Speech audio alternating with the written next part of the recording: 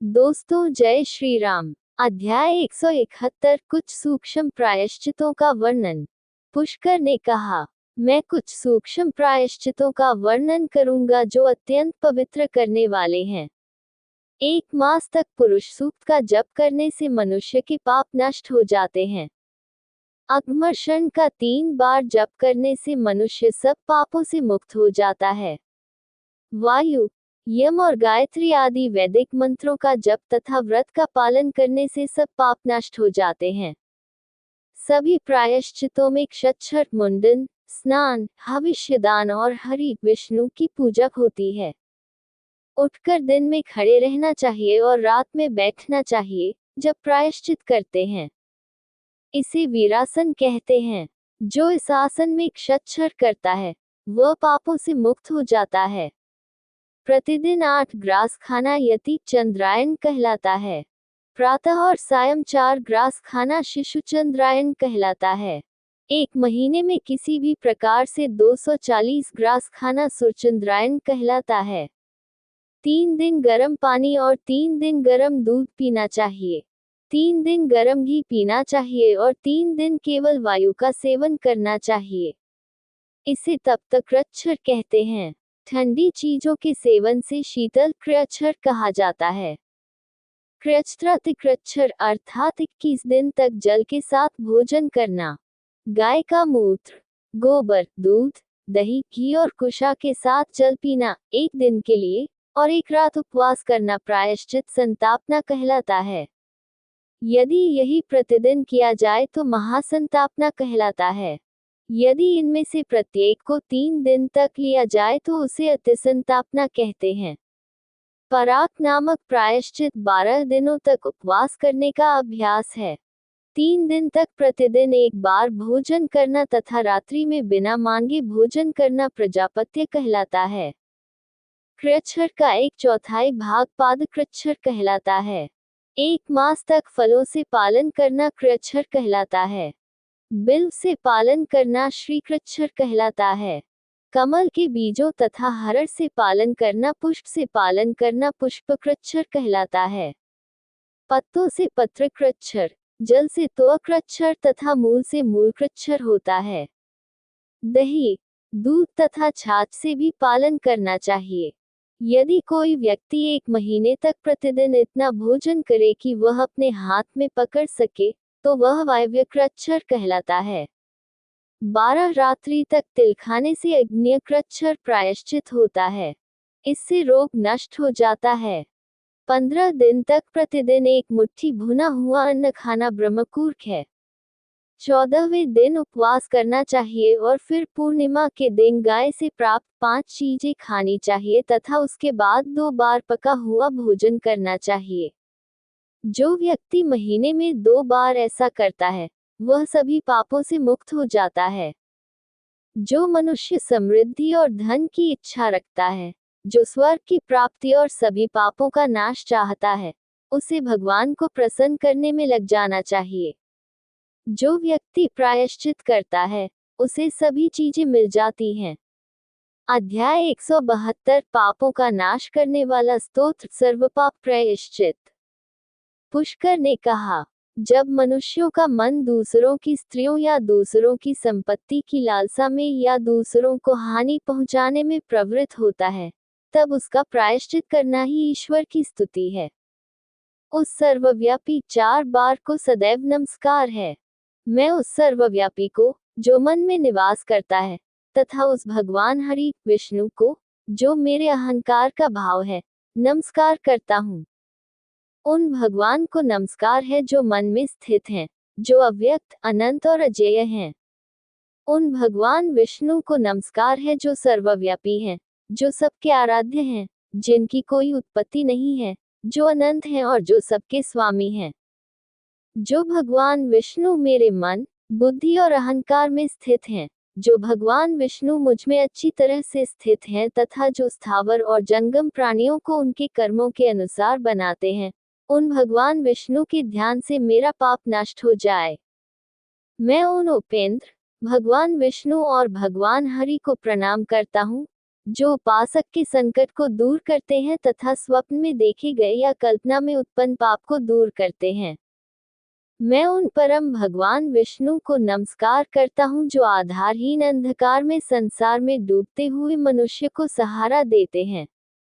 हे प्रभुओं के प्रभु, हे सबके प्रभु, हे परमात्मा, हे वज्रधारी, हे इंद्रियों के प्रभु, आपको मेरा प्रणाम है।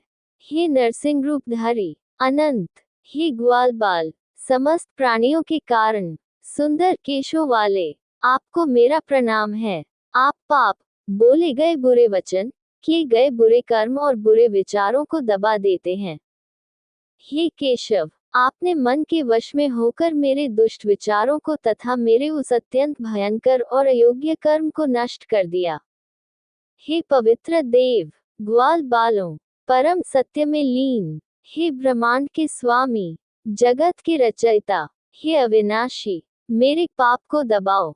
हे ऋषिकेश, हे कमल नेत्र, हे लक्ष्मीपति, हे ऋषिकेश, हे ऋषिकेश, हे ऋषिकेश, हे लक्ष्मी, हे ऋषिकेश, हे ऋषिकेश, हे लक्ष्मी, हे ऋषिकेश, हे ऋषिकेश, हे लक्ष्मी, हे ऋषिकेश, हे ऋषिकेश, हे लक्ष्मी, हे ऋषिकेश, हे ऋषिकेश, हे लक्ष्मी, हे इंद्रियों के स्वामी, कमल नयन, लक्ष्मी पत्नी, आप मेरे शरीर और वाणी द्वारा किए गए पापों का नाश करें। हे लक्ष्मी पत्नी, मैंने खाने, सोने, उठने, चलने और जागने में शरीर, मन और वाणी से जो भी छोटा या बड़ा पाप किया है, जिसके कारण मुझे नीच योनि या नरक में जाना पड़ता है, वह सब वासुदेव शब्द के उच्चारण से नष्ट हो जाए। जो परम ब्रह्म, परम धाम, पवित्रतम, सर्वोच्च है, उन भगवान विष्णु की स्तुति होने पर मेरा पाप नष्ट हो जाए। भगवान विष्णु का वह पद, जहाँ पहुंचकर विद्वान लोग कभी नहीं लौटते तथा जो गंध, स्पर्श आदि गुणों से रहित है, मेरे समस्त पापों का नाश करे। जो कोई पापों का नाश करने वाले इस स्तोत्र को पढ़ता या सुनता है, वह शरीर, मन और वाणी द्वारा किए गए पापों से मुक्त हो जाता है। वह भगवान विष्णु के परम पद को प्राप्त होता है, सभी पाप ग्रहों से मुक्त हो जाता है। इसलिए जब कोई पाप हो जाए, तो उसे पाप का नाश करने वाले इस स्तोत्र को दोहराना चाहिए। ये स्तोत्र अनेक पापों का प्रायश्चित है। व्रत करने वाले व्यक्ति के लिए यह उत्तम है। प्रायश्चित, स्तोत्र और व्रत के जप से पाप नष्ट हो जाते हैं। फिर पूर्णता के लिए, आनंद और मुक्ति के लिए उन्हें करना चाहिए। अध्याय 173, विभिन्न पापों के लिए विभिन्न प्रायश्चित।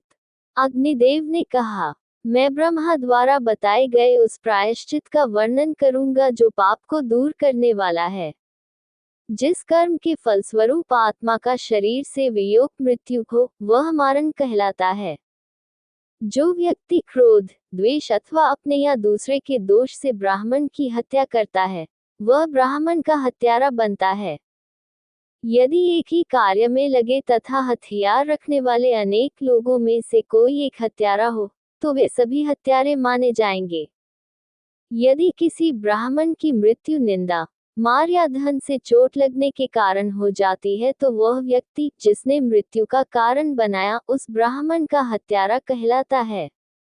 जब कोई सहायता की जाती है, जैसे औषधि, तो यदि उसे देने वाला मर जाता है, तो कोई पाप नहीं है। यदि पुत्र, शिष्य या पत्नी दंडित होकर मर जाए, तो भी कोई पाप नहीं है। व्यक्ति को स्थान, समय, आयु, योग्यता और पाप की सावधानीपूर्वक जांच करनी चाहिए और जब कोई प्रायश्चित न बताया गया हो तो प्रायश्चित निर्धारित करना चाहिए। मनुष्य को गाय या ब्राह्मण के लिए तुरंत अपने प्राण त्याग देने चाहिए। अग्नि में स्वयं को झोंक देने से मनुष्य ब्राह्मण हत्या के पाप से मुक्त हो जाता है। जो व्यक्ति ब्राह्मण की हत्या करता है, उसे चाहिए कि वह उसकी खोपड़ी को पताका पर रखकर 12 दिन तक अपने कृत्य की घोषणा करते हुए भिक्षा मांगे तथा संयमित भोजन करे। इससे वह शुद्ध हो जाएगा। ब्राह्मण की हत्या करने वाला मनुष्य 6 वर्षों तक पुण्य कर्म करने से शुद्ध हो जाता है। निष्काम कर्म के समान ही निष्काम कर्म के लिए भी दोहरा प्रायश्चित बताया गया है। ब्राह्मण के मामले में जिसने हत्या करने का प्रयास किया है, उसके लिए प्रायश्चित 3 वर्ष का होगा। यदि कोई योद्धा किसी व्यक्ति को मार डाले, तो प्रायश्चित दुगुना होगा। व्यापारी या अंतिम श्रेणी के व्यक्ति जो ऐसा अपराध करता है, को उससे तिगुना प्रायश्चित करना होगा। ब्राह्मण के द्वारा योद्धा की मृत्यु का कारण बनने पर प्रायश्चित ब्राह्मण की मृत्यु के लिए निर्धारित से 1/4 कम होगा, और व्यापारी की मृत्यु का कारण बनने पर आधा चौथाई कम होगा। योद्धा के द्वारा योद्धा की मृत्यु और वृद्ध, स्त्री, बालक और रोगी की मृत्यु के लिए यह ब्राह्मण की हत्या के लिए निर्धारित प्रायश्चित का 1/4 होगा। व्यापारी की मृत्यु के लिए यह 8वां भाग होगा और अंतिम जाति को मारने के लिए ये 16वां भाग माना जाएगा। दुष्ट न होने वाली स्त्री को मारने पर अंतिम जाति का वध करने का व्रत करना चाहिए। गोहत्यारे को गाय से प्राप्त 5 द्रव्य पीना चाहिए और 1 मास तक इंद्रियों को वश में रखना चाहिए। गौशाला में शयन करना चाहिए। गाय का अनुसरण करना चाहिए और गाय का दान करने से वह शुद्ध हो जाता है। राजाओं और अन्य लोगों के क्रच्छर या अतिक्रच्छ में यह 1/4 कम हो जाएगा। जिस ब्राह्मण ने बहुत बूढ़ी, बहुत क्षीण, बहुत छोटी या बीमार गाय को मारा हो, उसे उपर्युक्त व्रत का आधा पालन करना चाहिए। अपनी शक्ति के अनुसार ब्राह्मणों को भोजन कराना चाहिए और सोना, तिल आदि देना चाहिए। यदि गाय को मुट्ठी से या कोहनी से मारा गया हो, सींग टूटा हो, गदा या डंडे से मारा गया हो, तो उसे गोहत्या घोषित करना चाहिए। गाय को वश में करके, गाड़ी आदि में जोतकर, खंभे, जंजीर या रस्सी से बांधकर मरने पर 3/4 प्रायश्चित करना चाहिए। लकड़ी के लट्ठे पर सांटापन, मिट्टी के ढेले पर प्रजापत्य, पत्थर पर तप्त क्रच्छर और शस्त्र पर अतिक्रच्छर करना चाहिए। बिल्ली, मगरमच्छ, नेवला, मेढक, कुत्ता या पक्षी को मारने वाले को 3 दिन तक दूध पीना चाहिए और चांद्रायण नामक प्रायश्चित करना चाहिए। यदि पाप गुप्त रूप से किया गया हो तो गुप्त रूप से, और यदि प्रकट रूप से किया गया हो तो प्रकट रूप से प्रायश्चित करना चाहिए। समस्त पापों के नाश के लिए मनुष्य को 100 प्राणायाम करने चाहिए। अंगूर का रस, खजूर का रस, ताड़ का रस, गन्ने का रस, मधुक के फूल से प्राप्त मदिरा, तंक माधविक एक प्रकार का मदिरा, मैरिय एक प्रकार का मादक पेय, और नारियल का रस मादक पेय नहीं है, यद्यपि वे मादक हैं। केवल वे ही सुरा, मदिरा कहलाते हैं, जो मुख्यतः आटे से बने होते हैं। तीनों वर्णों के लिए मदिरा पीना निषिद्ध है। इसे पीकर मनुष्य को तप करना चाहिए और जल पीकर शुद्ध होना चाहिए। फिर वह 1 वर्ष तक थोड़ा थोड़ा भोजन कर सकता है या रात्रि में 1 बार खली खा सकता है। मदिरा पीने के पाप को दूर करने के लिए ऊनी वस्त्र पहनना चाहिए, जटाएं बनानी चाहिए और लाठी धारण करनी चाहिए। अनजाने में मल मूत्र या मदिरा से संसर्गित वस्तु खाने से तीनों द्विजों को पुनः अनुष्ठान करके शुद्ध होना पड़ता है। मदिरा के पात्र में रखा जल पी लेने वाले को 7 दिन तक व्रत रखना चाहिए। चांडाल का जल पीने वाले को 6 दिन तक व्रत रखना चाहिए। चांडाल के कुएं या बर्तन से जल पीने पर सांटापन करना चाहिए।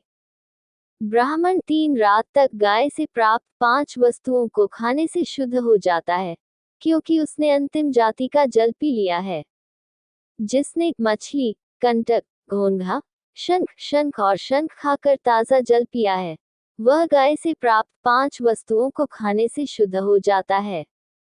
जिसने मुर्दे वाले कुएं का जल पीने से 3 रात तक शुद्ध हो जाता है। यदि किसी ने संकट के समय किसी निम्नतम जाति के व्यक्ति के घर भोजन किया हो, तो उसे चांद्रायण का अभ्यास करना चाहिए। यदि उसने किसी शूद्र के घर भोजन किया हो, तो वह पश्चाताप के द्वारा शुद्ध हो जाता है। शूद्र के बर्तन में भोजन करने वाला ब्राह्मण गाय से प्राप्त 5 वस्तुओं को खाने तथा उपवास करने से पवित्र हो जाता है। चूल्हे में पका हुआ, तेल में पका हुआ तेल, दही और आटा तथा शूद्र से प्राप्त गुड़, दूध और रस निषिद्ध नहीं है। जो व्यक्ति बिना स्नान किए भोजन करता है, वह उपवास करने तथा दिन के अंत में मंत्र जपने से पवित्र हो जाता है। जो व्यक्ति मूत्र त्याग करके बिना शुद्ध हुए भोजन करता है, वह 3 रात्रि के पश्चात शुद्ध हो जाता है। जिसने ऐसा भोजन खाया हो जिसमें बाल या कीड़ा गिरा हो, जिसे पैर से जानबूझकर छुआ गया हो, जिसे गर्भपात करने वाले ने देखा हो, जिसे स्त्री ने छुआ हो, जिसे कोई आदि पक्षियों ने चाटा हो, जिसे कुत्ते ने छुआ हो और जिसे गाय ने सूंघा हो, उसे 3 दिन उपवास करना चाहिए। जो व्यक्ति वीर्य, मल या मूत्र खाता है, उसे प्रजापत्य का अभ्यास करना चाहिए। ऐसा माना जाता है कि नवश्राद्ध के समय चंद्रायन, मासिक मृतकों के लिए मासिक अनुष्ठान के समय पराग करना चाहिए। 3 पखवाड़े के बाद अतिक्रयचित्रा और 6 महीने के बाद क्रयचित्रा करना चाहिए। वार्षिक अनुष्ठान में पादक्रच्छरा और दूसरे वार्षिक अनुष्ठान में 1 दिन अनुष्ठान करना चाहिए। वार्षिक अनुष्ठान पहले दिन और दूसरा वार्षिक अनुष्ठान अगले दिन होगा। निषिद्ध भोजन खाने का प्रायश्चित उपवास है। भूस्तृण एक प्रकार की सुगंधित घास और लहसुन खाने के लिए शिशु प्रायश्चित शिशु चंद्रायन करना चाहिए। जिसने निषिद्ध अन्न, स्त्रियों और शूद्रों द्वारा खाया हुआ अन्न और निषिद्ध मांस खाया हो, उसे 7 रात तक दूध पीना चाहिए। यदि कोई ब्रह्मचारी, विद्यार्थी, तपस्वी या व्रतधारी व्यक्ति किसी व्यक्ति की मृत्यु या जन्म के कारण अशुद्ध होकर मदिरा पीता है, मांस खाता है, तो उसे प्रजापत्य नामक प्रायश्चित करना चाहिए। किसी दूसरे का धन, सामान अवैध रूप से छीन लेना चोरी कहलाता है।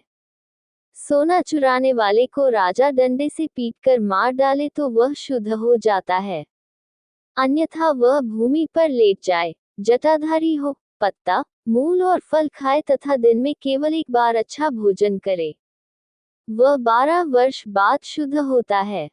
जिस व्यक्ति ने सोना चुराया हो, शराब पी हो, ब्राह्मण की हत्या की हो, गुरु की पत्नी के साथ सहवास किया हो, चोरी की हो या शराब पी हो, उसे 1 वर्ष तक क्रयच्छर व्रत का पालन करना चाहिए। रत्न, मोती, मूंग, तांबा, चांदी, लोहा, कांसा और पत्थर चुराने वाले को 12 दिन तक थोड़ा थोड़ा खाना चाहिए। किसी पुरुष या स्त्री का अपहरण करने या भूमि, घर, कुआं या तालाब पर अधिकार करने के प्रायश्चित को चंद्रायन कहा जाता है। गौ से प्राप्त होने वाली 5 वस्तुएं हैं: भोजन, वाहन, शय्या, आसन, पुष्प, मूल और फल, चोरी से शुद्धि। घास, लकड़ी, वृक्ष, सूखा अन्न, गुड़, वस्त्र, चमड़ा और मांस चुराने के कारण 3 रात तक भोजन नहीं करना चाहिए। जो मनुष्य अपनी माता, बहन, गुरु की पुत्री, गुरु की पत्नी तथा अपनी पुत्री के साथ सहवास करता है, उसे गुरु की शय्या का उल्लंघन करने वाला समझना चाहिए। उसे गुरु की शय्या का उल्लंघन करने वाला घोषित करके उसे तपी हुई तथा चमकती हुई लोहे की मूर्ति, स्त्री की का आलिंगन कराना चाहिए तथा मृत्यु से वह शुद्ध हो जाता है। अन्यथा जो मनुष्य अपने गुरु की शय्या का उल्लंघन करता है, उसे 3 महीने तक चांद्रायन का अभ्यास करना चाहिए। पतित स्त्रियों के साथ भी सहवास करने के लिए उसी विधि का पालन करना चाहिए। ऐसी स्त्रियों के लिए वह व्रत करना चाहिए जो मनुष्य दूसरों की स्त्रियों के लिए करता है। ऐसा निर्धारित है कि अपने सपिंड की कन्याओं, चांडाल स्त्रियों, पुत्रियों तथा पत्नियों के साथ सहवास करने पर मनुष्य को अपना जीवन समाप्त कर लेना चाहिए। ब्राह्मण जो एक रात में नीच जाति की स्त्री के साथ सहवास करके पाप करता है, वह पाप भिक्षा मांगने से प्राप्त अन्न को खाने तथा प्रतिदिन मंत्र जपने से 3 वर्ष में नष्ट हो जाता है। मामा की स्त्री, भाई की स्त्री, नीच जाति की स्त्री, पुक्कस जाति की स्त्री, पुत्रवधू, बहन, सखी, माता पिता की बहन, पालन पोषण में सौंपी गई स्त्री, शरणागत स्त्री, मामा की पत्नी, बहन, समान कुल की स्त्री, पर पुरुष की इच्छा रखने वाली स्त्री, शिष्य की पत्नी तथा गुरु की पत्नी के साथ सहवास करने पर चांद्रायण व्रत का पालन करना चाहिए। अध्याय 174 देवताओं की पूजा बंद करने का प्रायश्चित। अग्निदेव ने कहा, देवताओं की पूजा और आदेशों में चूक के प्रायश्चित का वर्णन करूंगा। पूजा में चूक के लिए 108 बार दोहराना चाहिए और 2 बार पूजा करनी चाहिए। 5 उपनिषदिक पवित्र अक्षरों से आहुति देने के बाद ब्राह्मणों को भोजन कराना चाहिए। यदि देवता की मूर्ति को प्रसूता स्त्री, निम्न जाति की स्त्री और अपने कुल की स्त्री ने छू लिया हो तो 100 बार दोहराना चाहिए। 5 उपनिषदिक पवित्र अक्षरों से पूजा करनी चाहिए और 2 बार स्नान करना चाहिए। जब आहुति में चूक हो जाए तो ब्राह्मणों को भोजन कराना चाहिए। फिर आहुति, स्नान और पूजा करनी चाहिए। जब आहुति की सामग्री चूहे आदि खा गए हों या उसमें कीड़े हो गए हों, तो केवल उसी भाग को त्याग देना चाहिए, उस पर जल छिड़कना चाहिए और देवताओं की पूजा करनी चाहिए। यदि वह टूट जाए या अंकुरित होने के बराबर क्षतिग्रस्त हो जाए तो उसे त्याग देना चाहिए। यदि उसे किसी अछूत ने छू लिया हो तो उसे दूसरे बर्तन में रख देना चाहिए। यदि पूजा के समय या देवताओं और मनुष्यों के कारण उत्पन्न बाधाओं को नष्ट करने के लिए पवित्र शब्द या सामग्री में कोई परिवर्तन हो जाए तो मूल शब्द का उच्चारण करके उसे फिर से दोहराना चाहिए। यदि बर्तन खो जाए तो उसे 100 बार दोहराना चाहिए। यदि देवता की मूर्ति हाथ से गिरकर टूट जाए या खो जाए तो उपवास और 100 बार हवन करने के बाद ही कल्याण होगा। जो व्यक्ति पाप करके पश्चाताप करता है, उसके लिए सबसे अच्छा प्रायश्चित भगवान हरि का स्मरण करना है। चांद्रायण पर काया प्रजापत्य का अभ्यास पाप को नष्ट कर देता है।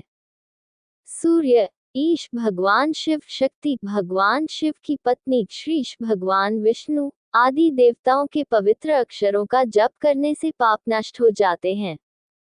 गायत्री, प्रणव ओम स्तोत्र और पवित्र अक्षरों का जप करने से पाप नष्ट हो जाते हैं। सूर्य, ईश, शक्ति और श्रीश के पवित्र अक्षर जो क आदि अक्षरों से शुरू होते हैं और उनके मूल अक्षर और उनके संबंधित अक्षरों पर समाप्त होते हैं, अलग अलग 1 करोड़ से अधिक हैं। पवित्र अक्षर जैसे ओम, ह्री आदि और चौथे में नाम के साथ समाप्त होने वाले और शब्द नमस्कार सभी इच्छाओं को देने में सक्षम हैं। भगवान नरसिंह, भगवान विष्णु के नरसिंह रूप के पवित्र अक्षर जिनमें 12 और 8 अक्षर आदि हैं, पाप को नष्ट करते हैं।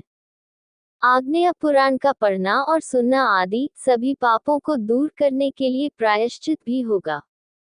भगवान विष्णु विद्या के 2 रूप हैं।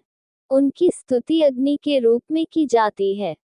सर्वोच्च भगवान की सभी शास्त्रों में देवताओं के मुख के रूप में प्रशंसा की गई है। उन्हें सांसारिक जीवन के साथ साथ निष्क्रियता में सक्रिय भाग लेने में आनंद और मुक्ति प्रदान करने वाले के रूप में पूजा जाता है। अग्निस्वरूप भगवान विष्णु को हवन, ध्यान, पूजन, जप, स्तोत्र तथा वंदन करने से शरीर से संबंधित पाप नष्ट हो जाते हैं। 10 स्वर्ण वस्तुएं, 12 प्रकार के अन्न, 16 महान दान जैसे अपने वजन के बराबर वस्तु का दान तथा अन्य महान दान जैसे अन्नदान से सभी पाप नष्ट हो जाते हैं। चंद्रमा, सप्ताह, नक्षत्र, गति, ग्रहों का एक राशि से दूसरी राशि में जाना, दिन के शुभ काल तथा सूर्य, ईश, शक्ति आदि के लिए मनु के काल के अनुसार व्रत करने से पाप नष्ट हो जाते हैं। गंगा, गया, प्रयाग, काशी, अयोध्या, अवंतिका, कुरुक्षेत्र, पुष्कर, नैमिष, पुरुषोत्तम, पुरी, शालग्राम, प्रभास आदि पवित्र स्थान भी पापों का नाश करते हैं। मैं ब्रह्म हूँ, परम तेज हूँ, ऐसा चिंतन पापों का नाश करता है। ब्रह्मपुराण और आग्नेय पुराण ब्रह्मा, विष्णु, महेश्वर, भगवान के स्वरूप, सभी प्रकार की पूजा, मूर्तियों की स्थापना आदि भी पापों का नाश करते हैं। ज्योतिष, पुराण, विधि, तप, व्रत, राजनीति, सर्ग आदि शास्त्र, वैदिक, धनुर्विद्या, ध्वनि, मात्रिक शास्त्र, व्याकरण, व्युत्पत्ति, शब्दकोश, कर्मकांड, तर्कशास्त्र, मीमांसा, वेदों का अन्वेषण करने वाला शास्त्र तथा अन्य सभी वस्तुएं भगवान हरि ही हैं। जिसने उस एक भगवान को जान लिया है, जिससे सब उत्पन्न हुए हैं तथा जिसमें सब विश्राम करते हैं तथा जो सब कुछ है, उसके दर्शन से दूसरों के पाप नष्ट हो जाते हैं। वे वास्तव में भगवान हरि हैं। भगवान हरि 18 विद्याओं के रूप में रहते हैं। वे सूक्ष्म और स्थूल हैं। वे सबसे श्रेष्ठ हैं। वे तेजो में चेतन, अपरिवर्तनशील, ब्रह्म, सर्वोच्च, सर्वव्यापी और दोषरहित हैं। अध्याय 175 व्रत परिभाषा संबंधी नियम और विनियम। अग्निदेव ने कहा, हे वशिष्ठ, सुनो, मैं चंद्रमा, सप्ताह, नक्षत्र, दिन, मास, ऋतु, वर्ष और सूर्य के एक राशि से दूसरी राशि में प्रवेश के अनुसार स्त्री पुरुष के व्रतों का वर्णन करूंगा। व्रत एक संयम है, जैसा कि शास्त्रों में बताया गया है। इसे एक तपस्या माना जाता है। दम, वशीकरण आदि विशेष अनुष्ठान व्रत के लिए हैं। व्रत को तपस्या इसलिए कहा गया है क्योंकि इससे कर्ता के शरीर का कष्ट होता है। इसे संयम इसलिए कहा गया है क्योंकि इससे इंद्रियों के संग्रह पर नियंत्रण होता है। हे ब्राह्मण, जो ब्राह्मण अग्नि की पूजा नहीं करते, वे व्रत, उपवास, संयम और अनेक प्रकार के दानों से कल्याण प्राप्त करते हैं। भोग और मोक्ष प्रदान करने वाले देवता आदि प्रसन्न होते हैं। जो पापों से विमुख होकर गुणों से जीवन व्यतीत करता है, उसे उपवास कहते हैं। ये सब भोगों से रहित है। उपवास करने वाले को बेल, मांस, मसूर, चना, कुरदुष्क, शाक, मदिरा, पराया भोजन, स्त्री का संग, फूल, आभूषण और वस्त्र, धूप, इत्र और लेप का त्याग कर देना चाहिए। लोग दांत साफ करने और काजल का प्रयोग करने की सलाह नहीं देते। प्रातःकाल दातुन के स्थान पर गाय से प्राप्त 5 वस्तुओं का प्रयोग करना चाहिए और व्रत आरंभ करना चाहिए। बार बार पानी पीने, पान खाने, स्वप्न देखने और दिन में मैथुन करने से व्रत दूषित हो जाता है। व्रतों में 10 सामान्य गुण पालन करने योग्य बताए गए हैं: धैर्य, सत्य, दया, दान, शौच, इंद्रिय संयम, देव पूजा, अग्नि में आहुति, प्रसन्नता और चोरी न करना। अपनी क्षमतानुसार मंत्रों का उच्चारण करना चाहिए और अग्नि में आहुति देनी चाहिए। प्रतिदिन स्नान करना चाहिए, संयम से भोजन करना चाहिए और गुरु, देवता और ब्राह्मणों की पूजा करनी चाहिए। क्षारीय पदार्थ, शहद, नमक, मदिरा और मांस का सेवन नहीं करना चाहिए। अनाजों में तिल और मुद्गा को छोड़कर सभी अनाज उपादेय हैं। गेहूं, कोद्रव अनाज की एक प्रजाति, चिनिक धान की एक प्रजाति, देवधान्य, फलियां, चीनी, शीता धान्य, जौ या सफेद धान। बाजार से मिलने वाली जड़ ये क्षारीय पदार्थ माने गए हैं। चावल, षष्ठिका एक प्रकार का चावल, मुद्गा एक प्रकार की दाल, तिल, जौ, श्यामक एक प्रकार का मक्का, बिना खेती के उगाए गए चावल और गेहूं आदि व्रत के लिए अनुकूल हैं। कद्दू, लौकी, बैंगन, पालकी और पुटिका एक प्रकार की जड़ी बूटी खाने से बचना चाहिए। मीठा दलिया, जौ का आटा, पाटक, जड़ी बूटी, दही, घी, दूध, श्यामक एक प्रकार का मक्का चावल, बिना खेती के उगाए गए चावल, मूल तंडुल व्रत के समय हविष्य आहुति के रूप में चढ़ाने योग्य और अग्नि को अर्पित किए जाने वाले अनुष्ठानों में नक्त व्रत केवल रात में भोजन करना के रूप में उपयुक्त हैं। शराब और मांस को छोड़कर अन्य चीजें व्रत में शुभ मानी जाती हैं। जो ब्राह्मण प्रजापत्य व्रत का पालन करता है, उसे 3 दिन तक प्रातःकाल, 3 दिन तक सायंकाल, 3 दिन तक भिक्षा न मांगते हुए तथा उसके बाद 3 दिन तक भोजन नहीं करना चाहिए। अतिक्रमण का पालन करने वाले ब्राह्मण को पहले की तरह 3 दिनों तक 3 बार एक ग्रास खाना चाहिए और अंत में 3 दिनों तक उपवास करना चाहिए। प्रायश्चित संतापना में गाय का मूत्र, गोबर, दूध, दही, घृत और कुशा के साथ जल ग्रहण करना और एक रात उपवास करना शामिल है। संतापना में प्रयुक्त 6 पदार्थों से 6 दिन तक एक एक दिन व्रत करना तथा 7 दिन उपवास करना महासंतापना कहलाता है, जिससे पाप नष्ट हो जाता है। पराग व्रत 12 दिन का होता है और यह सभी पापों का नाश करता है। यदि ये 3 गुना हो तो इसे महाप्राग कहा जाता है। पूर्णिमा को 15 ग्रास से प्रारंभ करके अमावस्या को 1 ग्रास कम करके 1 ग्रास प्रतिदिन खाना तथा फिर 1 ग्रास प्रतिदिन बढ़ाना चांद्रायन कहलाता है। अथवा 1 पल भूरी गाय का मूत्र, आधे अंगूठे के बराबर गोबर, 7 पल दूध, 2 पल दही, 1 पल घी, 1 पल जल जिसमें कुशा डुबोई हो एकत्रित करना चाहिए। इनमें गायत्री अक्षर के साथ गोमूत्र, गंधद्वार के साथ गोबर, आप्यस्व के साथ दूध, दधिक्रावन के साथ दही, तेजोअसी के साथ घृत तथा देवस्य के साथ कुश डुबाया हुआ जल एकत्रित करना चाहिए।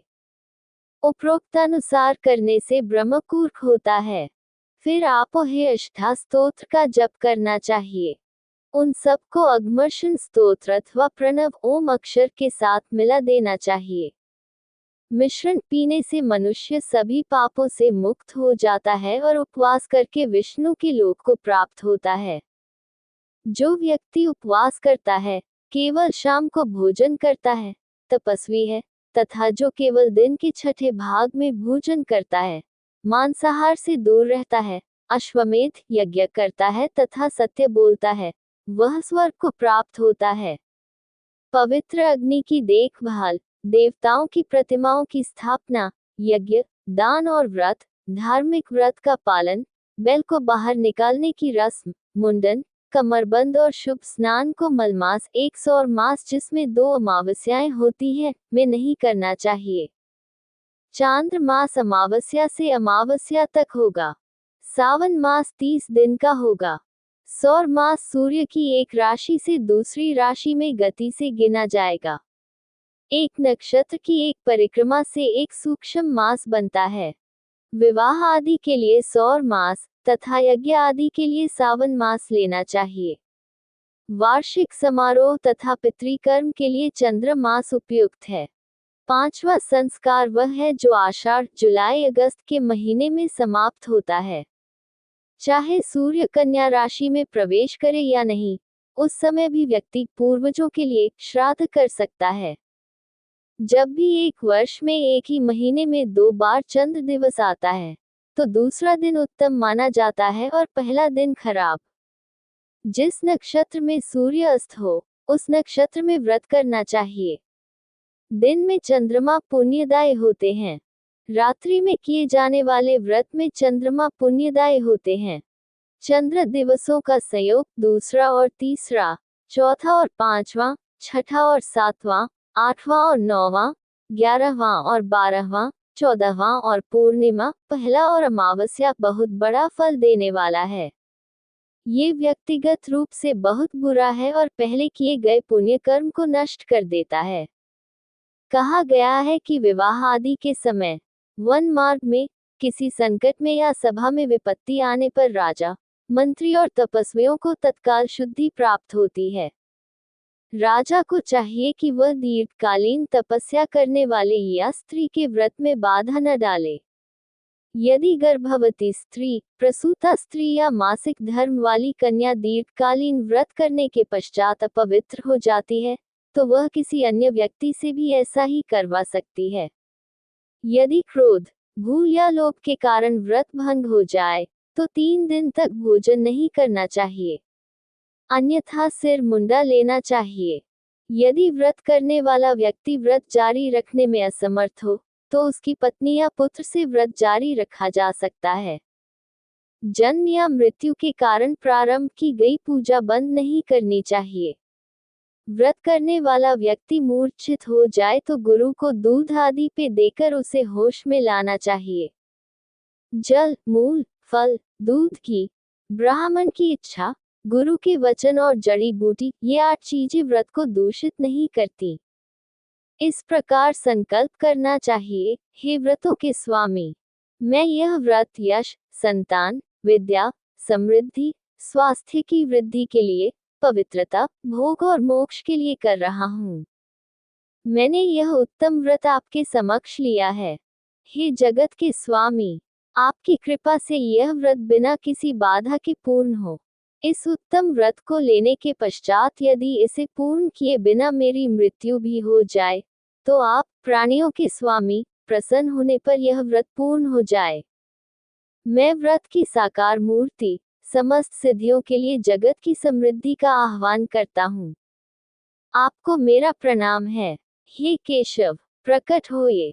मैं आपको 5 अमृतों, गाय से प्राप्त 5 वस्तुओं और भक्तिपूर्वक मन में व्यवस्थित किए गए उत्तम जल से स्नान कराता हूँ। आप मेरे पाप को दूर करने वाले बने। हे अर्घ्य के स्वामी, ये सुगंध, पुष्प और जल से मिश्रित शुभ अर्घ्य है।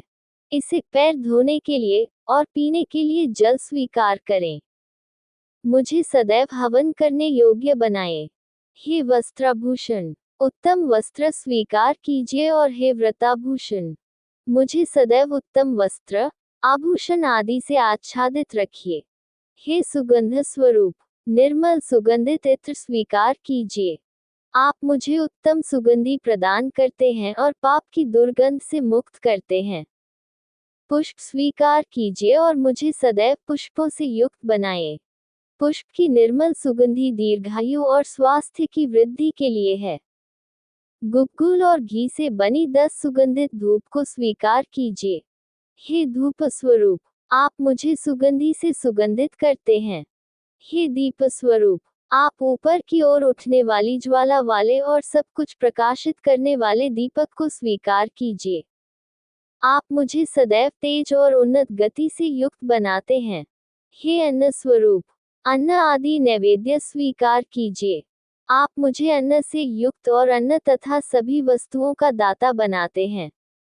हे प्रभु, पवित्र वचनों में, कर्मों में, भक्ति में तथा आपकी पूजा में जो कुछ भी मुझसे छूट गया है, वह सब मेरे लिए पूर्ण हो।